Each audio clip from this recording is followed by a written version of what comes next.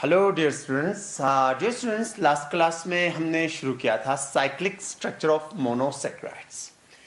Dear students, hope आप लोग को याद होगा, मैंने लास्ट क्लास में आपसे कहा था कि जो मोनोसेक्राइड्स को अगर हम देखेंगे तो उनमें एल्डिहाइड या कीटोनिक ग्रुप होगा और उसके अलावा बहुत सारे OH ग्रुप्स होंगे। तो हमने ये कहा था कि with in the molecule OH group और जो एल्डिहाइड या कीटोनिक यानी जिसको हम जनरली कंबाइनली कार्बोनाइल ग्रुप्स कहते हैं, वो आपस में रिएक्ट कर सकते हैं, यानी OH ग्रुप और कार्बोनाइल ग्रुप रिएक्ट कर सकता है, उसकी वजह से हिमी एसिटल बन सकता है। तो इस वजह से हमने कहा था कि विद इन द मॉलिक्यूल एक OH कार्बोनाइल कार्बन के साथ पे अटैक कर लेगा तो उसकी वजह से मोनोसेक्राइड्स का साइक्लिक स्ट्रक्चर भी पॉसिबल है, और उसके एविडेंसेस भी हमने कुछ डिस्कस लास्ट क्लास में किए थे। तो डियर स्टूडेंट्स, तो लास्ट क्लास में हमने ग्लूकोज का साइक्लिक स्ट्रक्चर डिस्कस किया था, उसका अल्फा डी ग्लूकोज कैसे बनता है, बीटा डी ग्लूकोज कैसे बनता है, वो हमने डिस्कस किया था। और आज का जो हमारा टॉपिक है वो है cyclic structure of fructose. Fructose के बारे में मैं आपको बताता हूँ। फ्रैक्टोज को हम फ्रूट शुगर कहते हैं क्योंकि इसमें ये फ्रूट्स में काफी तादाद में पाया जाता है। फ्रैक्टोज को अगर आप एनालिसिस कर लें तो फ्रैक्टोज का भी जो फॉर्मूला है वो वही है जो ग्लूकोज का है, दैट C6H12O6। और वेरियस केमिकल रिएक्शंस के बेसिस पे ये पता चला है कि फ्रैक्टोज में एल्डिहाइड ग्रुप नहीं होता है बल्कि कीटोनिक ग्रुप होता है। कौन सा ग्रुप होता है? Ketonic group. और उसके अलावा 5 OH ग्रुप्स होते हैं। 5 क्या होते हैं? OH groups. और 5 OH ग्रुप्स में से 3 OH जो ग्रुप्स होते हैं, यानी 3 अल्कोहलिक जो ग्रुप्स हैं, ये सेकेंडरी टाइप के होते हैं, और 2 जो OH ग्रुप्स हैं वो प्राइमरी टाइप्स के होते हैं, प्राइमरी टाइप के। तो इसी ऑब्जर्वेशन के बेसिस पे फिशर ने जो ओपन चेन स्ट्रक्चर प्रपोज किया है फ्रैक्टोज के लिए,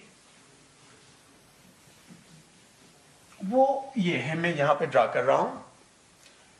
ये कार्बन नंबर 1 है, वहां पे है CH2OH। ये कार्बन नंबर 2 है, और कार्बन नंबर 2 पे क्या है? डबल बॉन्ड O है, यानी कीटोनिक ग्रुप कार्बन नंबर 2 पे है। और उसके बाद ये कार्बन नंबर 3, यहां पे H और यहां पे OH। और ये कार्बन नंबर 1 यहां पे मैं मेंशन कर लेता हूं डिफरेंट कलर से। ये C1, ये C2 है, ये C3 है, ये इसके बाद C4 और ये C5 और ये C6 CH2OH। ये C4, ये C5। हाँ, तो C4 पे यहां पे OH, यहां पे H, और C5 पे भी यहां पे OH और यहां पे H। This is open chain structure of fructose. तो हमें आज डिस्कस करना है साइक्लिक स्ट्रक्चर ऑफ फ्रैक्टोज। तो साइक्लिक स्ट्रक्चर ऑफ फ्रैक्टोज कैसे पॉसिबल होगा, कैसे बनेगा? जनरली ये देखा गया है कि जो फ्रैक्टोज है जब वो फ्री फॉर्म में होता है तो उसका एक 6 मेंबर रिंग के फॉर्म में होता है।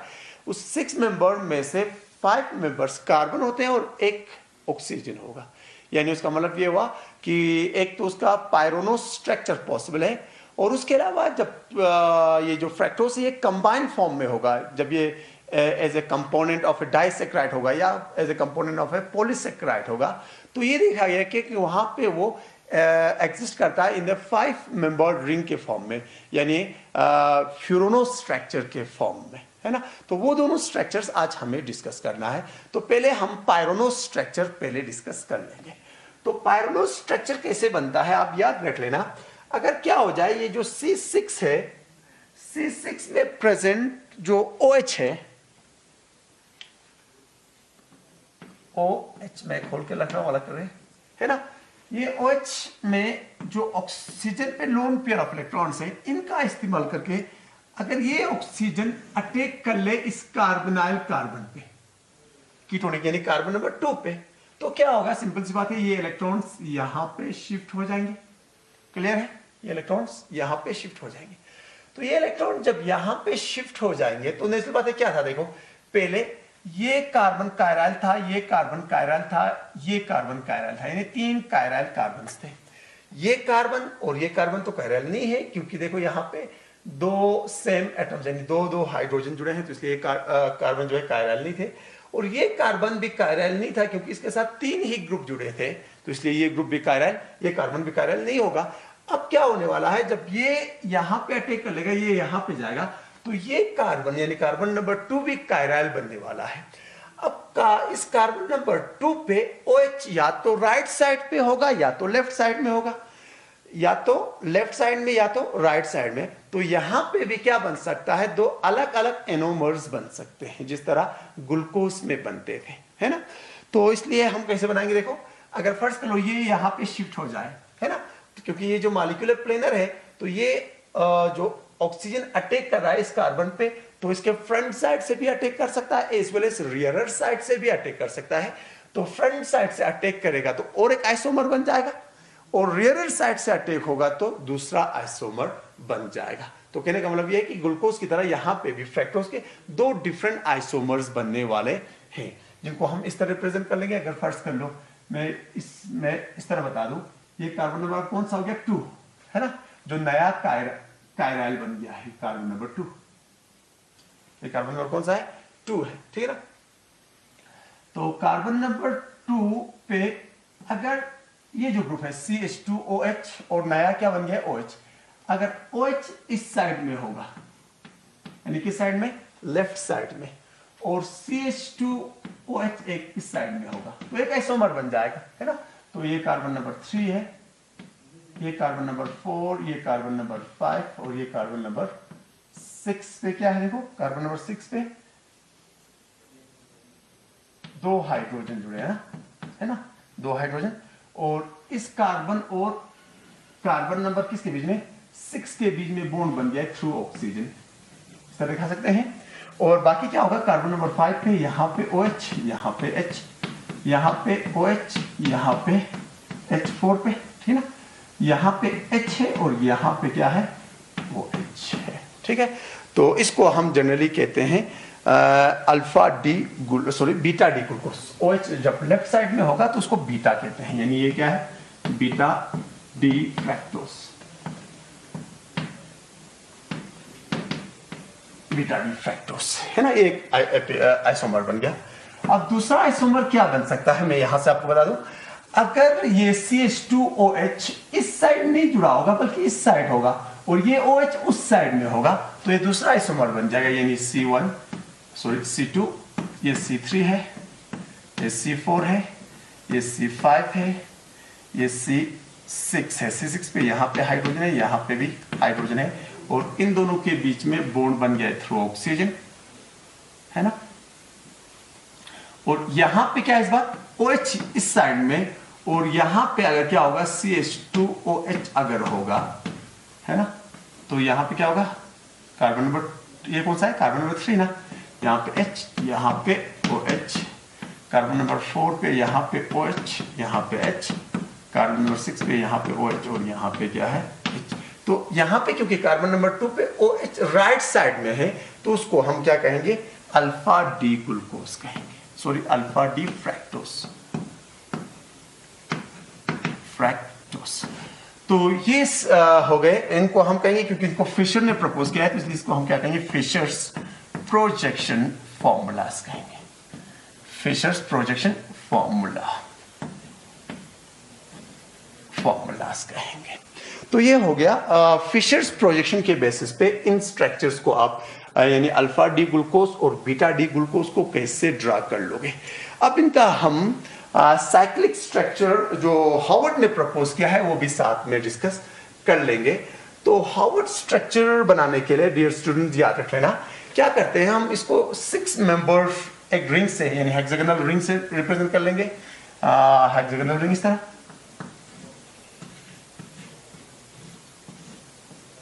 है ना, इस तरह हेक्सागोन जिसको हम पायरोन कहते हैं।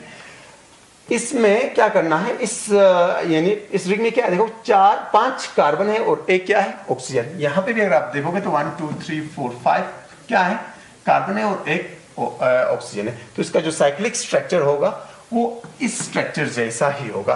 तो इसलिए इन स्ट्रक्चर्स को हम क्या कहते हैं, पायरोनो स्ट्रक्चर्स भी कहते हैं। क्या कहते हैं, पायरोनो स्ट्रक्चर्स भी कहते हैं। तो पायरोनो स्ट्रक्चर्स कैसे ड्रा कर लोगे, याद रख लेना स्टूडेंट्स। देखो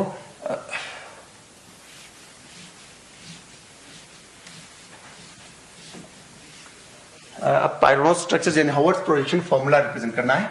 तो हावर्ड्स प्रोजेक्शन फॉर्मूला में मैंने कहा कि आपको क्या करना है, एज ए हेक्सागोनल रिंग दिखाना है इस तरह।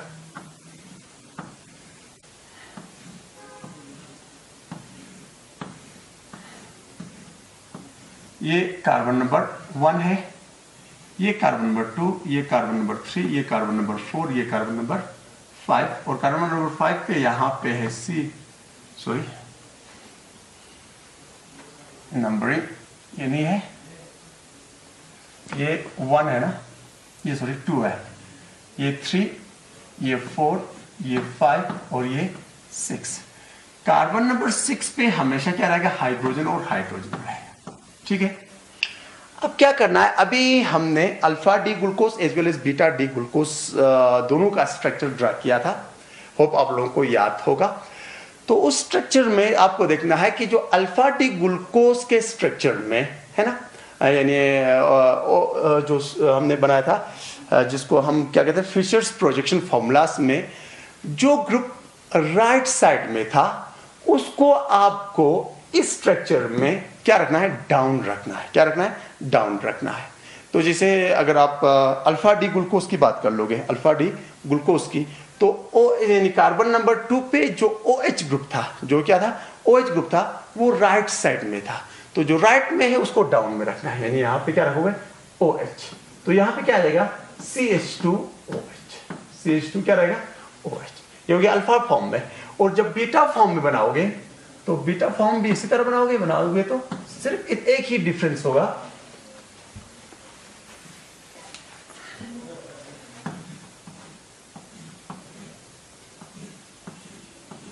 ये कार्बन नंबर कौन सा है, वो 2, ये 3, ये 4, ये 5, ये कौन सा है, 6 है ना।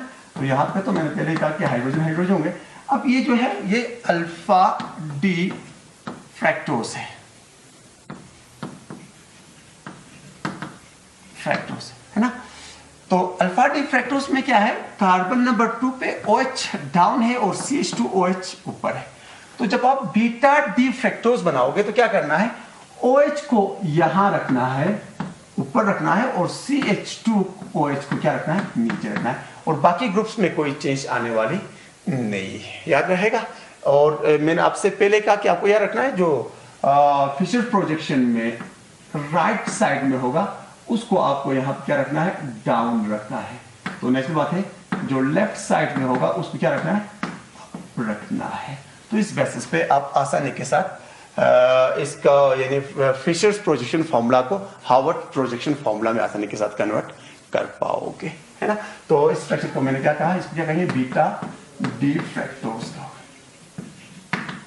Beta D fructose. इसमें अगर आपको बाकी ग्रुप्स रिप्रेजेंट करना होगा तो कैसे करोगे, जैसे फर्स्ट लो C3 की अगर हम बात कर लेंगे, C3 में क्या है, सबको पता है कि राइट साइड में H है, राइट साइड में क्या है, H है। तो H को क्या रखना पड़ेगा, डाउन, OH को आप, है ना। तो कार्बन नंबर 4 पे क्या करना पड़ेगा, आपको क्या रखना पड़ेगा, OH को डाउन, H को यहां। कार्बन नंबर 5 पे भी वही करना पड़ेगा, OH को यहां पे, H को यहां पे। तो यहां पे भी आप इस तरह रिप्रेजेंट कर सकते हो, यहां पे H आएगा, यहां पे OH आ जाएगा, यहां पे OH होगा, यहां पे क्या होगा, H होगा, यहां पे OH होगा, यहां पे क्या होगा, H होगा।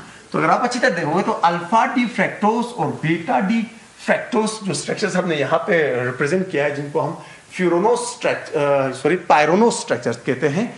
तो इन स्ट्रक्चर्स में अगर आप डिफरेंस देखोगे तो सिर्फ डिफरेंस कहां पे है, कार्बन नंबर 2 पे डिफरेंस है। और डिफरेंस क्या है कि ये जो OH और CH2OH अप है कि डाउन में है ना। तो इन्हीं का डिफरेंस है। तो इन कंपाउंड्स को जनरली ऐसे कंपाउंड जिनमें सिर्फ कार्बन नंबर 2 पे डिफरेंस होगा, यानी ये कौन सा है, कीटोन है ना, कीटोनिक ग्रुप था ना इसमें, है ना। तो कीटोस के केस पे याद रखना कि अगर कार्बन नंबर 2 पे OH की पोजीशन डिफरेंट होगी, बाकी सब कुछ सेम होगा, सिर्फ OH की पोजीशन क्या होगी, चेंज होगी। जैसे अगर हम फिशर्स प्रोजेक्शन की बात कर लें तो एक में लेफ्ट में, एक में राइट साइड में होगा, या हावर्ड्स प्रोजेक्शन की बात कर लें तो एक में डाउन में, एक में अप में होगा। तो इन कंपाउंड्स को हम क्या कहते हैं, एनोमर्स कहते हैं। क्या कहते हैं, एनोमर्स। मगर याद रखना, इन केस ऑफ कीटोसिस की बात कर, एल्डोसिस की बात कर ले तो एल्डोसिस के केस पे कहां पे होता था, C1 पे डिफरेंस नहीं होता था, बल्कि किस पे होता था, C2 पे नहीं होता था, बल्कि कहां होता था, C1 के केस में डिफरेंस होता था। यानी कार्बन नंबर 1 पे OH और जो दूसरा ग्रुप है H हो या C2H5OH, उसमें डिफरेंसेस होती थी। तो this is all about the pyrano structure of fructose. तो मैंने आपसे पहले कहा था कि जो फ्रैक्टोस है जब वो फ्री फॉर्म में होगा, जब किसी और के साथ कंबाइन नहीं हुआ होगा, उस टाइम पे इसके ये स्ट्रक्चर्स होते हैं, यानी 6 मेंबर्ड रिंग के फॉर्म में एग्जिस्ट करता है। मगर जब वो as a component of a disaccharide होगा या as a component of a polysaccharide होगा, तो उस टाइम पे वो एग्जिस्ट करता है in the form of a 5 membered ring, जिनको हम जनरली क्या कहते हैं, फ्यूरोनो स्ट्रक्चर्स कहते हैं। फ्यूरोनो स्ट्रक्चर्स। तो फ्यूरोनो स्ट्रक्चर्स कैसे बनते हैं, आपको इस तरह याद रख सकते हो आप आसानी के साथ। आपको क्या करना है, फिर से ओपन चेन स्ट्रक्चर बनाना है। फर्स्ट करो, ओपन चेन स्ट्रक्चर क्या था, CH2OH है ना, ये कार्बन नंबर 1 है। तो कार्बन नंबर 2 पे तो सबको पता है, यहां पे OH होता था, है ना। कार्बन नंबर 3 की बात कर ले तो यहां पे H होता था और यहां पे क्या होता था, OH। कार्बन नंबर 4 की बात कर लोगे तो क्या होता था, यहां पे होता था OH और यहां पे होता था H। और कार्बन नंबर 5 की बात कर ले तो यहां पे OH और यहां पे H। और कार्बन नंबर 6 पे होता था CH2OH, ठीक है। तो 5 मेंबर्ड रिंग कैसे बनेगी, आप भी सोच सकते हो। नेचुरल बात है, 5 मेंबर्ड रिंग है तो 5 में से क्या होंगे, 4 कार्बन होंगे और 1 ऑक्सीजन होगा। तो क्या होगा, देखो इस पे अटैक होना है तो 4 कार्बन आपको गिनना है, यहां से 1 2 3 4। तो उसका मतलब है कि ये वाला OH अटैक कर रहा है इस कार्बोडाइल कार्बन पे, है ना। तो इसका आप इस तरह से दिखा सकते हो, यहां पे क्या है, OH है ना। तो ये कार्बन नंबर 1 2 3 4 5 और ये क्या हो गया, कार्बन नंबर 6। तो यहाँ पे जो ऑक्सीजन पे लोन पेयर ऑफ इलेक्ट्रॉन्स है, ये आप इमेजिन कर लो कि यहाँ पे अटैक कर रहे हैं इस कार्बन पे, तो उसकी वजह से ये इलेक्ट्रॉन शिफ्ट हो रहा है ऑक्सीजन पे। इस ऑक्सीजन के नेगेटिव चार्ज को बैलेंस करने के लिए वहां से निकलने वाला H पॉजिटिव इस ऑक्सीजन पे जाके जुड़ जाएगा। अब यहाँ पे भी वही है कि OH लेफ्ट साइड में होगा कि राइट साइड में होगा। तो यहाँ पे भी 2 डिफरेंट आइसोमर्स बन जाएंगे, जिनमें से एक को हम अल्फा डी ग्लूकोज कहेंगे और एक को क्या कहेंगे, एक को हम अल्फा डी फ्रैक्टोज कहेंगे और दूसरे को क्या कहेंगे, बीटा डी फ्रैक्टोज कहेंगे। तो इसलिए इसके जो 2 स्ट्रक्चर्स बन जाएंगे उनको आप इस तरह ड्रा कर सकते हो। ये कौन सा है, कार्बन नंबर कौन सा है, 2 है ना, कार्बन नंबर 2। तो कार्बन नंबर 2 के अगर फर्स्ट ये होगा CH2OH इस साइड में होगा और OH इस साइड में होगा, तो एक आइसोमर। तो बाकी ये कार्बन नंबर 1 है, ये carbon number 3 sorry carbon number 2, ये कार्बन नंबर 1 तो ये है ना, 2 3 4 5 और यहाँ पे है CH2OH, ठीक है ना। तो यहाँ पे क्या है, H है ना, और यहाँ और इस कार्बन के बीच में बॉन्ड बन गया है, जो नया बॉन्ड बन गया सर्कुलेशन के लिए। तो कार्बन नंबर 3 पे क्या है, यहाँ पे H, यहाँ पे OH है। कार्बन नंबर 4 पे क्या है, यहाँ पे OH, यहाँ पे H, ठीक है ना। तो इस स्ट्रक्चर को, क्योंकि यहाँ पे क्या है, देखो OH जो है किस साइड में है, लेफ्ट साइड में है, तो उसको हम क्या कहते हैं, बीटा, क्या कहते हैं, बीटा डी फ्रैक्टोज।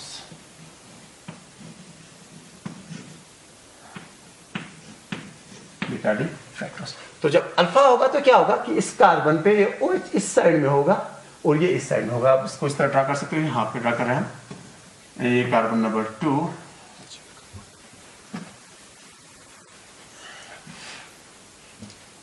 ये कार्बन नंबर कौन सा है, 2, ये कार्बन नंबर 3, ये कार्बन नंबर 4, ये कार्बन नंबर 5, ये कार्बन नंबर 6 यानी CH2OH लिख देता हूँ। इस कार्बन और इस कार्बन के बीच में बॉन्ड बनना है थ्रू ऑक्सीजन, ठीक है ना। तो कार्बन नंबर 2 पे क्या होगा, यहाँ पे इस साइड में OH होगा, यहाँ पे क्या होगा, CH2OH होगा, ठीक है। तो यहाँ पे क्या होगा H OH, इसमें कोई चीज नहीं आएगी, यहाँ पे OH और यहाँ पे क्या होगा H और यहाँ पे भी क्या होगा H। तो ये हो गया बीटा डी फ्रैक्टोस है ना। तो यहाँ पे फाइव मेंबर्ड रिंग बनी हुई, क्या है 5। इस प्रोजेक्शन को क्या कहते हैं, मैंने पहले आपको कहा था याद रखना, इसको कहते हैं Fischer's projection formulas, Fischer's projection formulas. तो इन स्ट्रक्चर्स को आप हार्वर्ड्स प्रोजेक्शन फॉर्मूला में भी रिप्रेजेंट कर सकते हो। अब इस बार क्या होगा, जो रिंग होगी वो 5 मेंबर्ड रिंग होगी, 5 मेंबर्ड रिंग। तो 5 में से एक ऑक्सीजन होगा, तो रिंग आप इस तरह ड्रा कर सकते हो, ये ऑक्सीजन हो गया, क्लियर है, यूं करके ड्रा कर सकते हो। ये कार्बन नंबर 2 हो गया, ये कार्बन नंबर 3, ये कार्बन नंबर 4, ये कार्बन नंबर 5। तो कार्बन नंबर 5 पे क्या है CH2OH है, तो उसको तो हमेशा आप ऊपर ही रिप्रेजेंट कर लोगे, तो नीचे क्या होगा हाइड्रोजन होगा, ठीक है। अब क्या करना है, मैंने आपको पहले ही कहा था, जो फिशर्स प्रोजेक्शन में जो राइट में है उसको डाउन, जो राइट में है उसको क्या करना है डाउन। जैसे कार्बन नंबर 2 की बात कर लेंगे, तो राइट में क्या है OH, तो OH डाउन रहेगा, तो यहाँ पे रहेगा CH2OH, ठीक है। कार्बन नंबर किसकी बात करना है, 3 की बात कर लें, तो यहाँ पे H रहेगा, यहाँ पे OH रहेगा। कार्बन नंबर 4 की बात कर लेंगे, तो यहाँ पे क्या रहेगा OH और यहाँ पे H। तो इस फॉर्म को क्या कहेंगे, बीटा डी फ्रैक्टोस। ये बीटा डी फ्रैक्टोस का कौन सा फॉर्म है, ये हार्वर्ड्स प्रोजेक्शन फॉर्मूला है। हाँ, तो इसी तरह अगर आप इसका बनाओगे तो इसी तरह बनाना है, 5 मेंबर रिंग बनानी है, 5 मेंबर में से एक ऑक्सीजन रहेगा, है ना। तो ये कार्बन नंबर 2, ये कार्बन नंबर 3, ये कार्बन नंबर 4 और ये कार्बन नंबर क्या है 5 है। तो कार्बन नंबर 2 पे यहाँ पे क्या होगा जो यहाँ पे राइट में है उसको डाउन रखना है, ठीक है ना। तो क्या होगा, ये राइट में है, इसको डाउन, CH2OH यहाँ पे, तो OH यहाँ पे आ जाएगा। कार्बन नंबर 3 की बात कर लेंगे, तो यहाँ पे H आएगा, यहाँ पे क्या आ जाएगा OH और यहाँ पे क्या आएगा OH और यहाँ पे H और यहाँ पे H और यहाँ पे CH2OH। तो ये हो गया बीटा डी फ्रैक्टोस, बीटा डी फ्रैक्टोस। तो इन दोनों स्ट्रक्चर्स को मैंने कहा कि क्या कहते हैं, हम हार्वर्ड्स प्रोजेक्शन फॉर्मूला भी कहते हैं, है ना।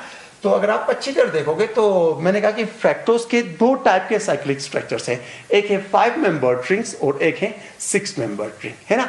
तो जो 6 मेंबर्ड रिंग थे उनको जनरली जब हम नाम देखते हैं तो हम लिखते हैं पायरोनोस, क्या लिखते हैं पायरोनो फ्रैक्टोस लिख सकते हो, या फ्रैक्टो क्या लिख सकते हो पायरोनो फ्रैक्टोस लिख सकते हो, है ना। या ऑन द अदर हैंड इनको जब आप नाम लिखोगे तो क्योंकि ये जो स्ट्रक्चर है ये फ्यूरॉन का स्ट्रक्चर जैसा है, किसका स्ट्रक्चर जैसा है फ्यूरॉन का, तो इसलिए इनको हम क्या कहते हैं फ्रैक्टोफ्यूरोनोस कहते हैं, फ्रैक्टोफ्यूरोनोस। इसको हम कहेंगे अल्फा डी फ्रैक्टोफ्यूरोनोस और इसको कहेंगे बीटा डी फ्रैक्टोफ्यूरोनोस। तो ये हो गया साइक्लिक स्ट्रक्चर ऑफ फ्रैक्टोस। तो इंशाल्लाह आपको 2 ही मोनोसेक्राइड के स्ट्रक्चर आपके सिलेबस में है, उसमें से एक था ग्लूकोज जो हमने लास्ट क्लास में पढ़ा था, और आज हमने डिस्कस किया साइक्लिक स्ट्रक्चर ऑफ फ्रैक्टोस। तो उसी तरह आप बाकी स्ट्रक्चर्स को भी ड्रा कर सकते हो, मगर आपका सिलेबस में मेनली 2 मोनोसेक्राइड्स को डिस्कस करना था, तो वो हमने डिस्कस किया। तो इंशाल्लाह नेक्स्ट क्लास में हम डिस्कस कर लेंगे डाइसेक्राइड्स। तब तक खुदा हाफिज।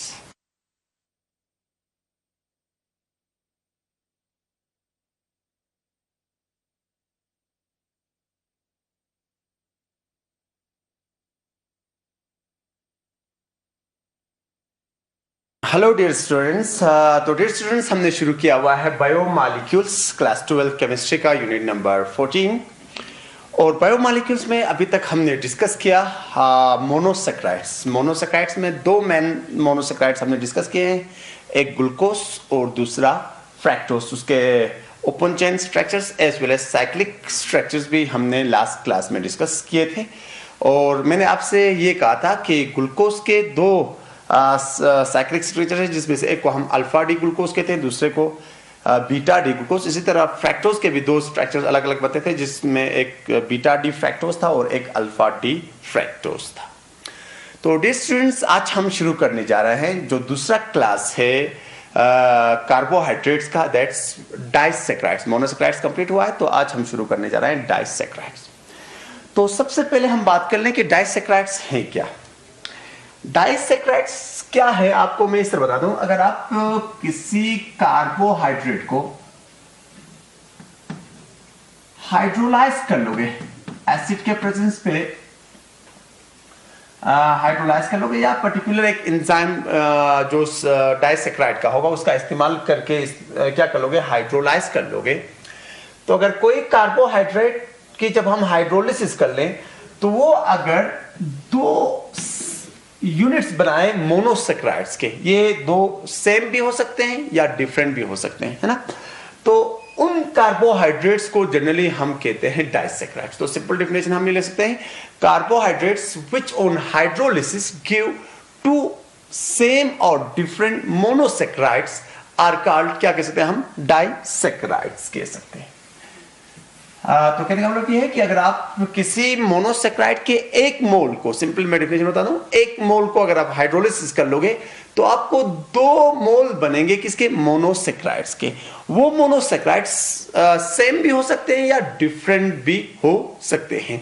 जैसे मैं आपको एग्जांपल में बता दूं, अगर आप सेक्रोस एक डाइसैकेराइड है उसकी हाइड्रोलिसिस कर लोगे तो आपको अल्फा डी ग्लूकोज और बीटा डी फ्रैक्टोज मिल जाते हैं, यानी 2 अलग अलग मोनोसेक्राइड्स बन रहे हैं। अगर लैक्टोज की बात कर लें, उसकी हाइड्रोलिसिस कर लें तो आपको galactose, alpha D galactose, sorry beta D galactose और बीटा डी ग्लूकोज मिल जाते हैं। तो उसका मतलब ये हुआ कि जो लैक्टोज है वो बीटा डी ग्लूकोज और बीटा डी ग्लैक्टोज का बना हुआ है। इसी तरह अगर हम माल्टोज की हाइड्रोलिसिस कर लेंगे तो हमें मिल जाते हैं 2 मोल्स, यानी 1 मोल माल्टोज की जब आप हाइड्रोलिसिस कर लोगे तो आपको मिल जाते हैं 2 moles of alpha D glucose, alpha D glucose. तो उसका मतलब ये हुआ कि माल्टोज का 1 यूनिट 2 अल्फा डी ग्लूकोज की कॉम्बिनेशन की वजह से बने हैं। तो ये कैसे कंबाइन हुए हैं वो हम इनके स्ट्रक्चर्स में डिस्कस कर लेंगे। तो होप आप लोगों को डाइसैकेराइड्स क्या है या डाइसैकेराइड्स को कैसे डिफाइन कर लेंगे इसका आइडिया आया होगा। डियर स्टूडेंट्स, याद रखना जितने भी डाइसैकेराइड्स हैं इन सब का जो जनरल फॉर्मूला होता है वो कॉमन होता है, दैट C12H22O11। तो ये जितने भी डाइसैकेराइड्स हैं इन सब का जनरल फॉर्मूला C12H22O11 है, नेचुरल होकर जितने भी डाइसैकेराइड्स। तो डाइसैकेराइड्स 3 आपको पढ़ना है, जिसमें से सबसे पहले आज हम शुरू कर लेंगे सेक्रोस। सेक्रोस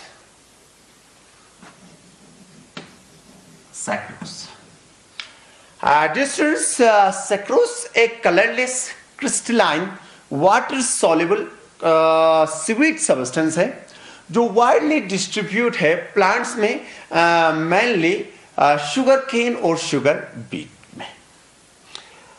अगर हम उसके स्ट्रक्चर की बात कर लें तो डियर स्टूडेंट्स, अगर हम सेक्रोस ले लें और इसके हाइड्रोलिसिस कर लें, सेक्रोस ले लें और इसकी क्या कर लें, हाइड्रोलिसिस, फर्स्ट करो एसिडिक हाइड्रोलिसिस कर लें या पर्टिकुलर एंजाइम का इस्तेमाल करके हाइड्रोलिसिस कर लें, तो आपको क्या बनता है, एक तो बनता है alpha D glucose, alpha D glucose बनता है, और उसके साथ बनता है बीटा डी फ्रैक्टोज।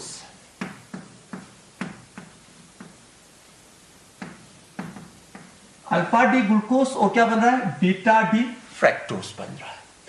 तो यहां से ये प्रूफ होता है कि सेक्रोस के जो मॉलिक्यूल्स है वो अल्फा डी ग्लूकोज और बीटा डी फ्रैक्टोज की कॉम्बिनेशन की वजह से बने हैं।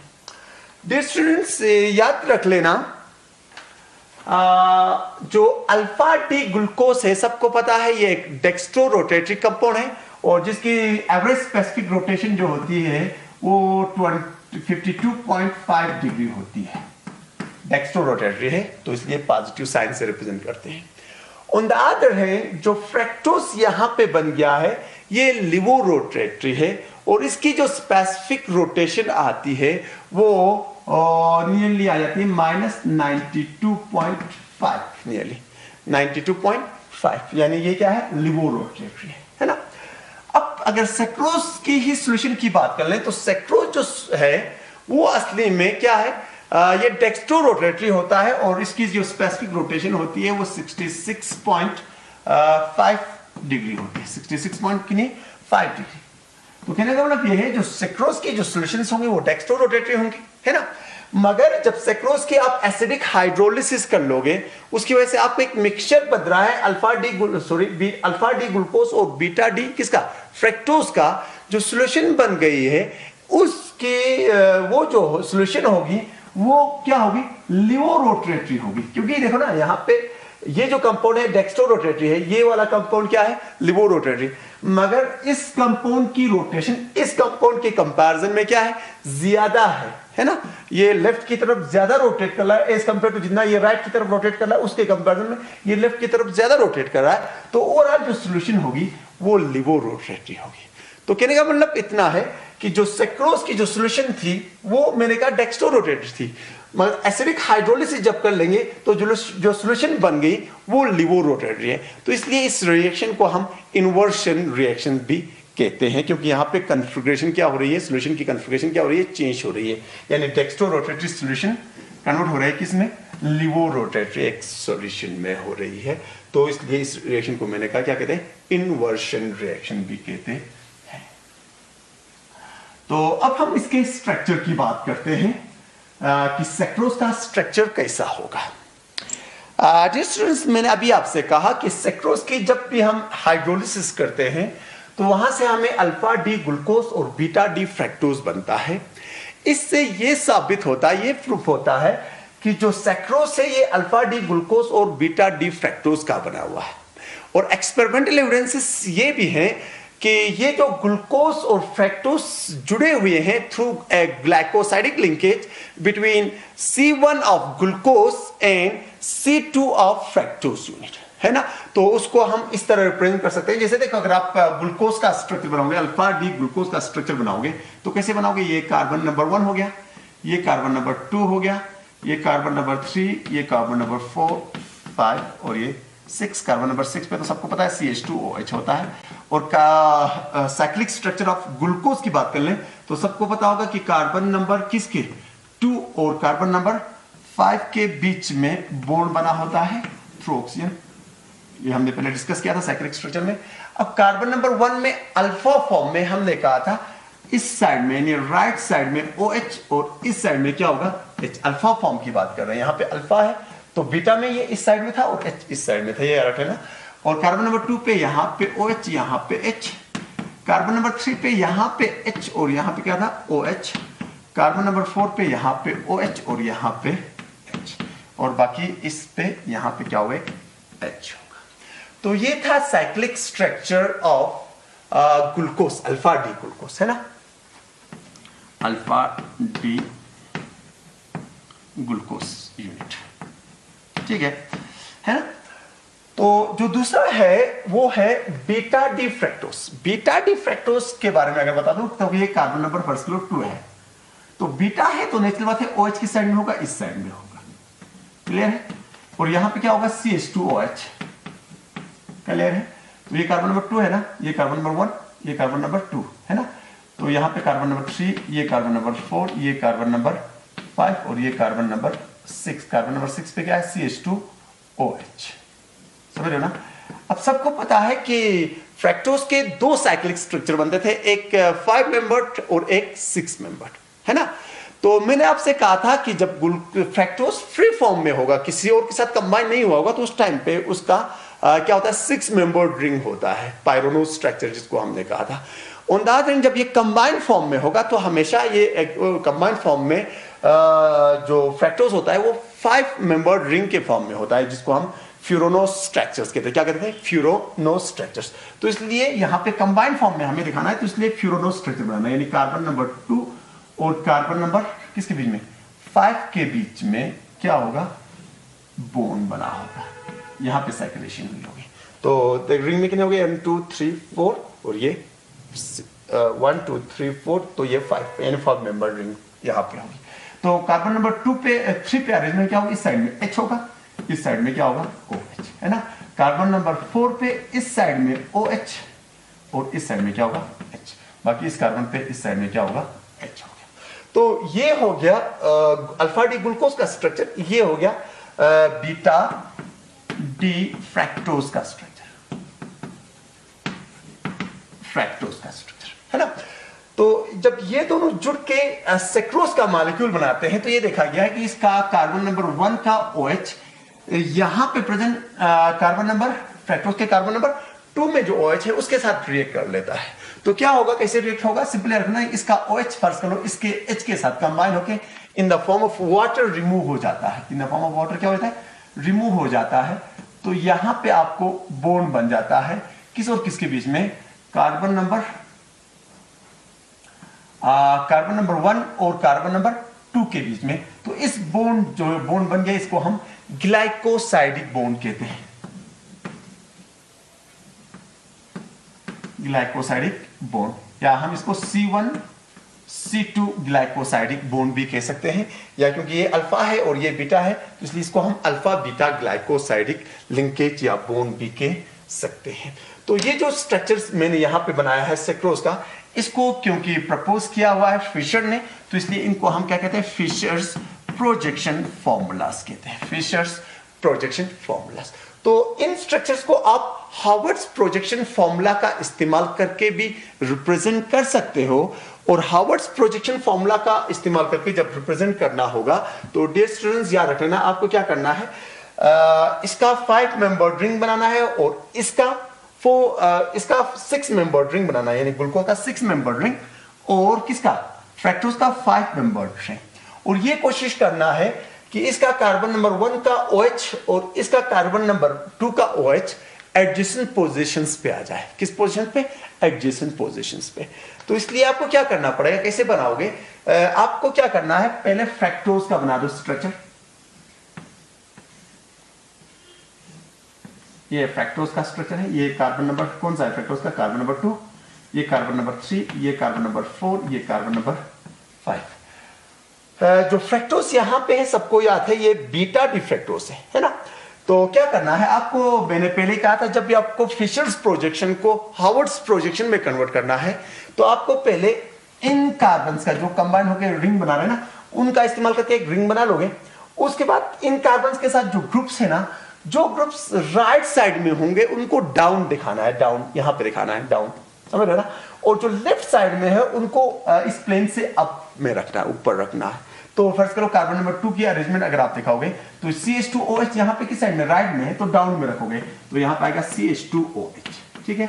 और यहां पे ऊपर क्या आ जाएगा, असली में H आ जाएगा, OH आ जाएगा, ठीक है ना, क्या आ जाएगा, OH। मैं आपको अभी फिलहाल सिर्फ क्या बता रहा हूं, बीटा डी फ्रैक्टोज को बता रहा हूं, उसके बाद उसको कंबाइन करके हम सेक्रोज का स्ट्रक्चर बनाएंगे।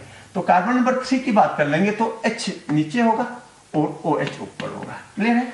तो कार्बन नंबर 4 की बात कर लेंगे तो यहां पे OH, यहां पे H।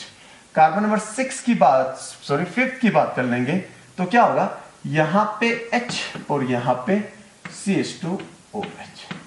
जनरली याद रखें ना कि अगर जब देखो ना यहां पे इस कार्बन पे क्योंकि एक H है और एक CH2OH है तो अमूमन क्या करते हैं, H को हमेशा नीचे दिखाते हैं और CH2OH को हम ऊपर दिखाते हैं।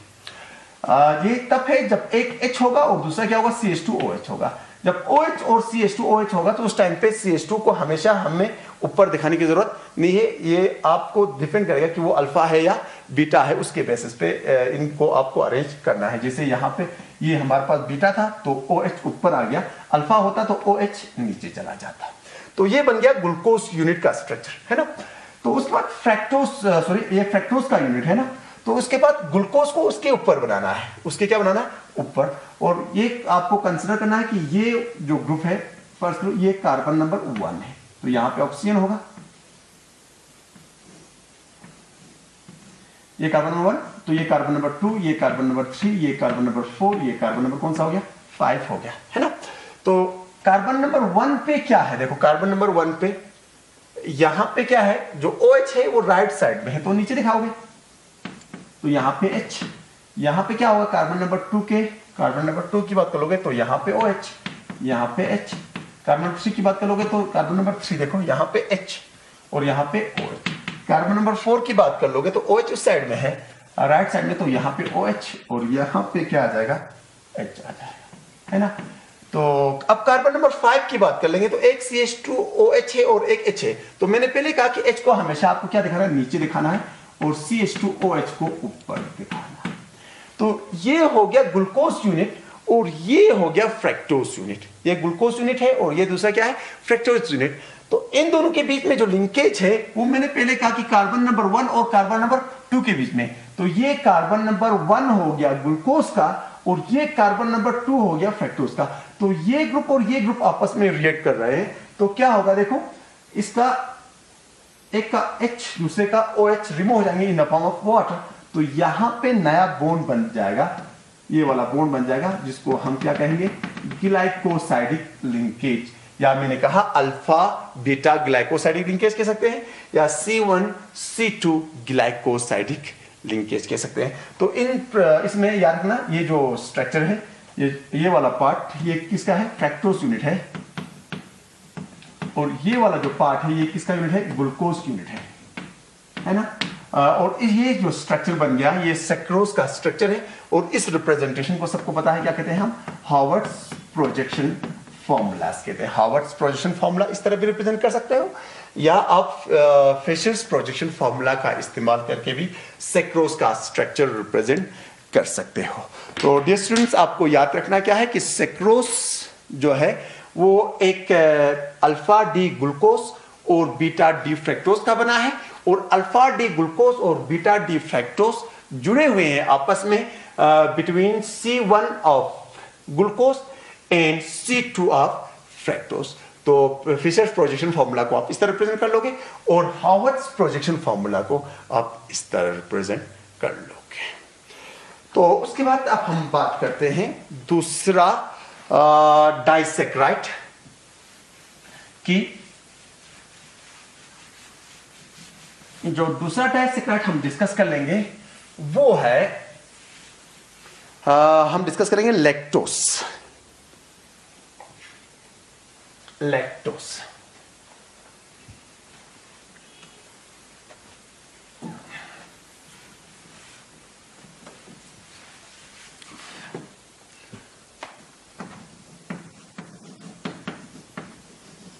लैक्टोस डियर स्टूडेंट्स, आप लोगों ने सुना होगा जो लैक्टोस जो है वो अबेंडन होता है मिल्क में, तो इसलिए इसको हम मिल्क शुगर भी कहते हैं, milk sugar. Lactose cow milk में तकरीबन काउ मिल्क में लैक्टोज की जो कंसेंट्रेशन होती है वो नियरली 4 to 5% होती है। यानी काउ मिल्क का 4 to 5% क्या होता है, लैक्टोज होता है। और जो ह्यूमन्स मिल्क है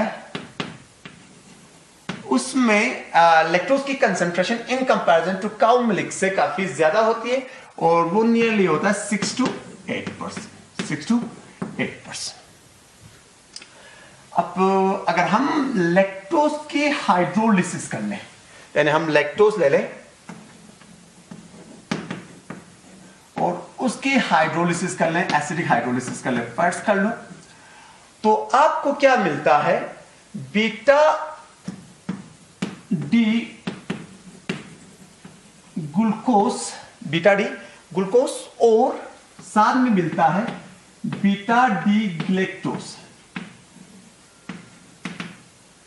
बीटा डी ग्लूकोज और बीटा डी ग्लेक्टोज मिलता है बेटा। जिस याद रखना, बीटा डी ग्लूकोज का स्ट्रक्चर हो आप लोगों को याद होगा, कल ही हमने डिस्कस किया है। तो बीटा डी ग्लेक्टोज में क्या होता है, कार्बन नंबर 4 पे, यानी अगर हम बीटा डी ग्लूकोज का अगर स्ट्रक्चर बनाओगे तो कैसे बनाओगे, ये कार्बन नंबर 1, ये कार्बन नंबर 2, ये कार्बन नंबर 3, ये कार्बन नंबर 4, ये कार्बन नंबर 5, ये कार्बन नंबर क्या है, 6 है, ठीक है ना। तो कार्बन नंबर 6 पे तो क्या होता है, CH2OH है ना। तो कार्बन नंबर 1 और कार्बन नंबर 5 के बीच में साइक्लेशन हुई होती है, रिंग बनी होती है इस तरह, समझ लो ना। तो ये बीटा फॉर्म है ना, तो बीटा फॉर्म में क्या होगा, इस साइड में H होगा, इस साइड में क्या होगा, OH होगा, ठीक है ना। तो कार्बन नंबर 2 पे क्या होगा, इस साइड में OH, इस साइड में H है ना। तो कार्बन नंबर 3 पे इस साइड में H और इस साइड में क्या होगा OH, और कार्बन नंबर 4 पे इस साइड में OH और इस साइड में क्या होगा H। तो ये जो स्ट्रक्चर मैंने बनाया ये किसका है, और यहाँ पे भी H होगा, ठीक है ना।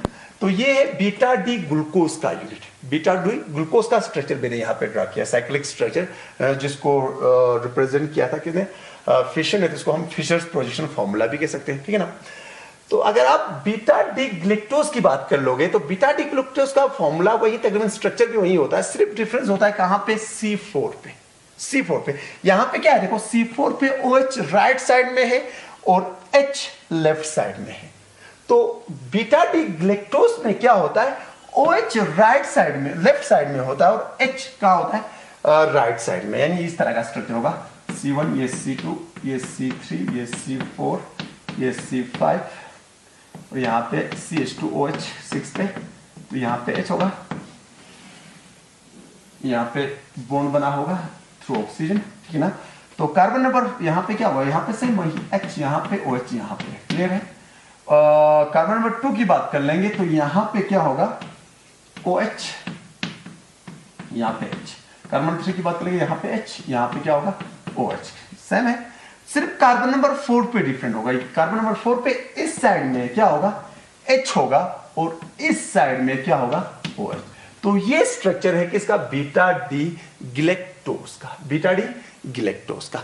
तो डिस्टेंस याद रखना, बीटा डी ग्लूकोज और बीटा डी ग्लूकोज में सब कुछ सेम है, सिर्फ कार्बन नंबर 4 पे OH और H की कॉन्फ़िगरेशन चेंज हुई है, बाकी सब कुछ सेम है ना। तो होप डियर स्टूडेंट्स आप लोगों को याद होगा कुछ दिन पहले हमने डिस्कस किया था वो कंपाउंड्स जिनकी तमाम कॉन्फ़िगरेशन सिर्फ सेम होगी, सिर्फ एल्डोस के केस में, एल्डोस के केस पे C1 पे H और OH की अरेंजमेंट डिफरेंट होगी, H और OH की अरेंजमेंट क्या होगी, डिफरेंट होगी, या सिंपल कहें OH की अरेंजमेंट क्या होगी, डिफरेंट होगी। और कीटोस के केस पे C2 पे, किस पे, C2 पे OH की अरेंजमेंट डिफरेंट होगी, OH की अरेंजमेंट डिफरेंट यानी राइट साइड में है या लेफ्ट साइड में है। अगर लेफ्ट साइड में होगा तो उसको बीटा कहते थे, राइट साइड में होता था तो अल्फा कहते थे, है ना। तो इन कंपाउंड्स को, यानी वो कंपाउंड जिनका सब कुछ सेम होगा, तमाम कार्बन एटम्स की अरेंजमेंट क्या होगी, सेम होगी, सिर्फ इतना डिफरेंस होगा कि एल्डोस के केस पे C1 पे OH की अरेंजमेंट राइट लेफ्ट साइड में है कि राइट साइड में, ये डिफरेंस होगा। और कीटोस के केस पे C2 पे OH राइट साइड में है या लेफ्ट साइड में हो, ये डिफरेंस होगा। तो उनको हम एनोमर्स कहते थे, क्या कहते थे, एनोमर्स, एनोमर्स। तो यहां पे क्या है, C1 और C2 में डिफरेंस नहीं है, बल्कि कहां पे डिफरेंस है, C4 पे डिफरेंस है। तो डियर स्टूडेंट्स याद रखना, अगर C1 और C2 को छोड़ के कहीं और, यानी एल्डोस के केस पे C1 को छोड़ के, या कीटोस के केस पे C2 को छोड़ पे किसी और कार्बन पे OH और H की अरेंजमेंट अगर डिफरेंट होगी तो ऐसे कंपाउंड्स को इपीमर्स कहते हैं, क्या कहते हैं, इपीमर्स, इपीमर्स कहते हैं। तो ये एग्जाम में बार बार पूछा जाता है कि एनोमर्स क्या है और एपिमर्स क्या है, तो इसलिए इन टॉपिक्स को अच्छी तरह याद रख लेना, इन पॉइंट्स को याद रखना, एनोमर्स क्या है और एपिमर्स क्या है। तो ये हो गया लैक्टोस का, लैक्टोस बना किन यूनिट्स का है, यानी मैंने कहा कि बीटा डी ग्लूकोज और बीटा डी ग्लैक्टोज का बना है, और ये देखा गया कि बीटा डी ग्लूकोज और बीटा डी ग्लैक्टोज आपस में जुड़े हुए होते हैं। ग्लूकोज का C4, ग्लूकोज का C4 और ग्लैक्टोज का C1 के बीच में बॉन्ड बना होता है, इसके बीच में, वो इंशाल्लाह हम नेक्स्ट क्लास में डिस्कस कर लेंगे, क्योंकि टाइम कुछ ज्यादा बचा हुआ नहीं है, तो इंशाल्लाह नेक्स्ट क्लास में डिस्कस करेंगे ये चीजें। तो खुदा हाफिज।